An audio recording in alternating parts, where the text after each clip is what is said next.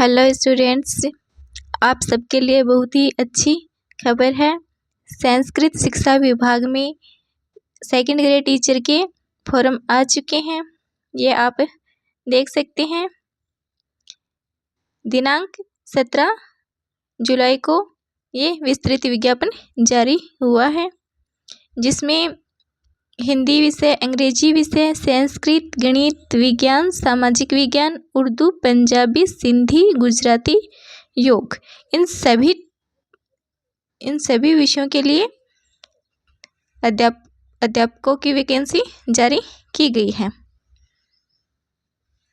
इसमें आप अपना विषय देख सकते हैं। आप अनुसूचित क्षेत्र से हैं या गैर अनुसूचित क्षेत्र से हैं, उसके अकॉर्डिंग आप अपनी वैकेंसी देख सकते हैं कि इसमें कितनी सीट आपके सब्जेक्ट को मिल रही हैं, और एग्ज़ाम फॉर्म आप जल्दी से जल्दी भर दें। तो ये देखिए, आप विशेष नोट में लिखा हुआ, पहले नोट लिखा हुआ है, इसमें देखिए, अनुसूचित क्षेत्र एवं गैर अनुसूचित क्षेत्र की वर्गवार रिक्तियों का वर्गीकरण पृथक से आयोग द्वारा शीघ्र जारी कर दिया जाएगा।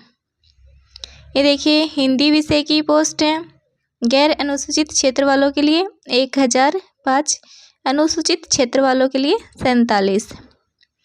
अंग्रेजी विषय की हैं गैर अनुसूचित क्षेत्र के लिए 1150। ये देखिए, जूम करके दिखा देती हूँ मैं आपको। ये देखिए, इसमें आप देख सकते हैं कि आपके कौन सा सब्जेक्ट है आपके पास और उस सब्जेक्ट की कितनी पोस्ट है। ठीक है। विशेष नोट, अनुसूचित क्षेत्र के अभ्यर्थी गैर अनुसूचित क्षेत्र की रिक्तियों के विरुद्ध भी आवेदन कर सकते हैं।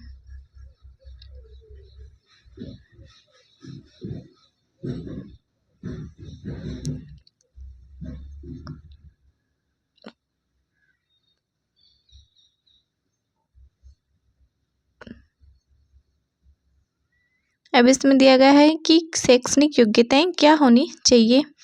हिंदी, अंग्रेजी, गणित, संस्कृत, उर्दू, पंजाबी, सिंधी, गुजराती विषय के लिए क्या क्या शैक्षणिक योग्यताएं होनी चाहिए।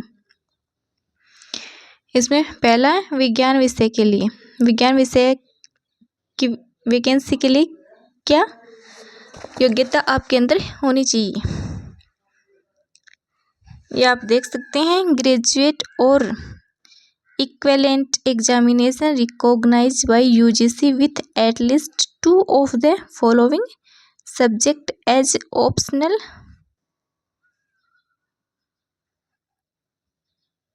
zoology, botany, microbiology, biotechnology and biochemistry, and degree or diploma in National Council of Teacher Education Government। यानी कि आपके पास बीएड की डिग्री होनी चाहिए, जिस सब्जेक्ट से आप एग्ज़ाम देंगे उस विषय में,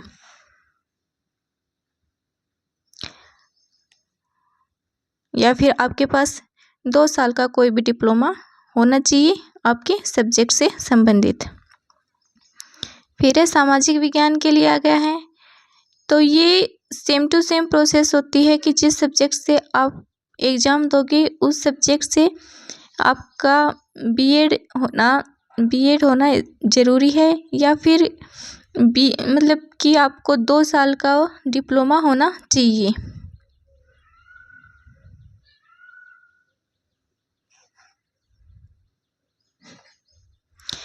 अभ्यर्थी को वांछित शैक्षणिक अर्हता, शैक्षणिक योग्यता, अनुभव व आयु होने पर ही ऑनलाइन आवेदन करना चाहिए। तथापि ऐसे अभ्यर्थियों को आयोग द्वारा ऑनलाइन आवेदन पत्र की अनुमति संशोधन तिथि तक ऑनलाइन आवेदन पत्र को प्रत्याहारित करने का विकल्प उपलब्ध होगा। यानी कि आप आवेदन फॉर्म भरेंगे, अगर उसमें कोई गलती हो जाती है तो उसके लिए आपको समय दिया जाएगा। असत्य एवं गलत सूचना के आधार पर आवेदन करना तथा अर्हता नहीं होने पर भी उसे प्रत्याहारित नहीं किया जाना। भारतीय न्याय संहिता 2023 की धारा 217 के तहत दंडनीय अपराध है।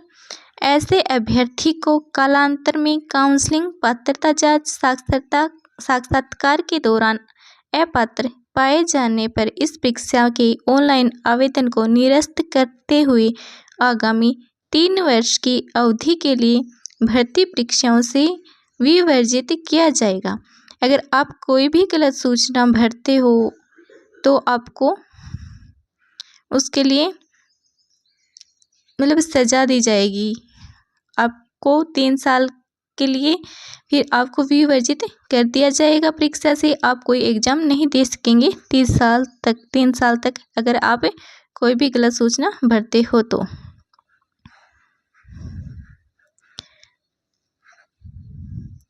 शैक्षणिक अर्हता संबंधित प्रावधान।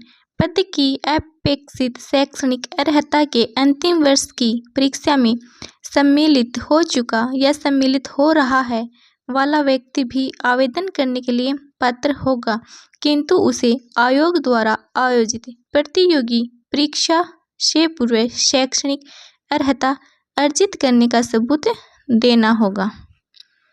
आगे है वेतन का रनिंग पे बैंड।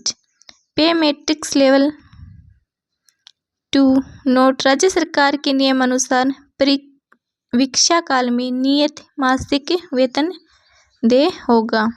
आयु सीमा दिनांक 1/1/2026 को न्यूनतम 18 वर्ष एवं अधिकतम 40 वर्ष।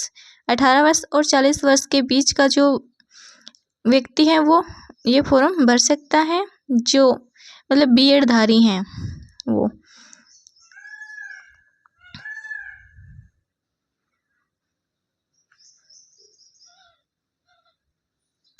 ये आपको आयु में छूट दी गई है। राजस्थान राज्य की अनुसूचित जाति, अनुसूचित जनजाति एवं अन्य पिछड़ा वर्ग, अति पिछड़ा वर्ग, आर्थिक रूप से कमजोर वर्ग के पुरुष हैं, उनको 5 वर्ष की छूट दी गई है। राजस्थान की अनुसूचित जाति, अनुसूचित जनजाति, अन्य पिछड़ा वर्ग, अति पिछड़ा वर्ग, आर्थिक रूप से कमजोर वर्ग की महिला को 10 साल की छूट दी गई है।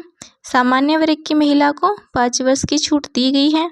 विधवा एवं विच्छिन्न विवाह है यानी तलाकशुदा महिला को अधिकतम आयु सीमा नहीं दी गई है।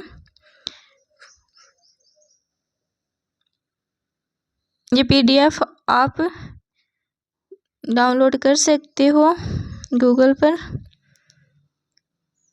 और जब भी कोई विज्ञापन आता है तो आपको वो विज्ञापन पूरा पढ़ना चाहिए, पूरा उसका ज्ञान लेना चाहिए। अब इसमें ये भी दे रखा है कि चयन प्रक्रिया कैसे होगी। अभ्यर्थियों का चयन प्रतियोगी परीक्षा के माध्यम से किया जाएगा। आवश्यकता पड़ने पर आयोग द्वारा उत्तर पुस्तिका के मूल्यांकन में स्केलिंग, मॉडरेशन, नॉर्मलाइजेशन पद्धति को अपनाया जा सकेगा। संबंधित सेवा नियम के नियम 28 के अनुसार आयोग द्वारा उपयुक्त पाए गए अभ्यर्थियों के नाम राज्य सरकार या नियुक्ति प्राधिकारी को अनुशंसित किए जाएंगे, जो लिखित परीक्षा में प्राप्त अंकों की मेरिट के क्रम में व्यवस्थित होंगे। परीक्षा का स्थान और माह, परीक्षा स्थान व तिथि के संबंध में यथासमय सूचित किया जाएगा। परीक्षा योजना और पाठ्यक्रम उक्त पदों से संबंधित सेवा नियम के नियम 22 के अनुसार प्रतियोगी परीक्षा के रूप में आयोजित की जाएगी। उक्त नियम में उल्लेखित परीक्षा योजना के अनुसार परीक्षा वस्तुनिष्ठ रूप में ली जाएगी, जिसके सभी प्रश्न वस्तुनिष्ठ प्रकार के होंगे। विस्तृत पाठ्यक्रम आयोग की वेबसाइट पर पृथक से जारी किया जाएगा। आवेदन की अवधि यानी आप फॉर्म कब से कब तक भर सकते हो, तो आप 19 अगस्त से 17 सितंबर तक ये फॉर्म भर सकते हो, रात्रि 12 बजे तक। आवेदन कैसे करना है, कैसे आपको फॉर्म भरना है, यह आप इसमें पढ़ सकते हो। ये मैं आपको जूम करके दिखा देती हूँ, पूरी जानकारी आप इसमें ले सकते हो कि आवेदन फॉर्म आप कैसे भरेंगे। अभी तो फॉर्म स्टार्ट नहीं हुए हैं। 19 अगस्त से स्टार्ट होंगे, 18 अगस्त से शायद नहीं, 19 अगस्त से स्टार्ट होंगे और 17 सितंबर तक भरे जाएंगे आपके फॉर्म।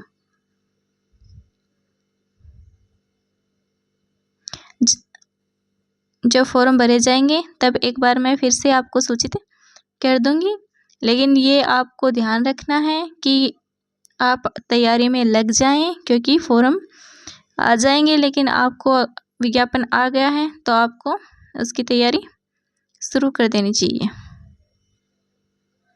और ऐसे ही वीडियोज़ के लिए और भर्ती परीक्षाओं से संबंधित जानकारी के लिए आप हमारे चैनल को सब्सक्राइब करें। Thank you.